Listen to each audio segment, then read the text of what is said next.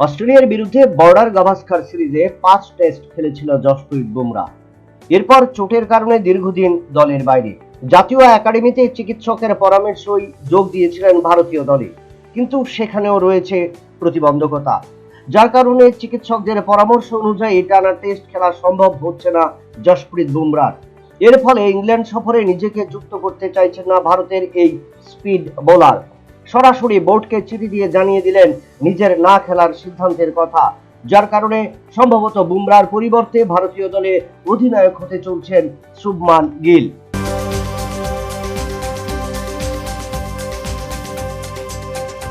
বিভিন্ন দেশের ঘরোয়া ফুটবল লিগ শেষ হয়ে পথে, দরজায় কড়া নাড়ছে ফিফা ওয়ার্ল্ড ক্লাব ফুটবল প্রতিযোগিতার আসর। এবছর মোট 32টি দলকে নিয়ে শুরু হবে আসর, যার কারণে দল গঠনে একাধিক ক্লাব নিজেদের উইন্ডো খুলে রেখেছে। আগামী 15 জুন থেকে 13 জুলাই চলবে এই আসর। ইতিমধ্যেই অংশ নেওয়ার জন্য আহ্বান জানিয়েছে 32টি ক্লাব। প্রতিটি দলই ইতিমধ্যে নিজেদের দল গোছানোর পরিকল্পনা শুরু করে দিয়েছে। পাশাপাশি সমস্ত দলের কর্মকর্তাদের আহ্বান জানানো হয়েছে খেলোয়াড়দের এন্ট্রি নিয়ে নেবার জন্য, যার কারণে প্রত্যেক দল আশাবাদী 2025 সালে এই ফিফা আয়োজিত ক্লাব ফুটবল বিশ্বকাপ আসরে চমক ঘটাবে প্রত্যেক দলের ফুটবলাররা।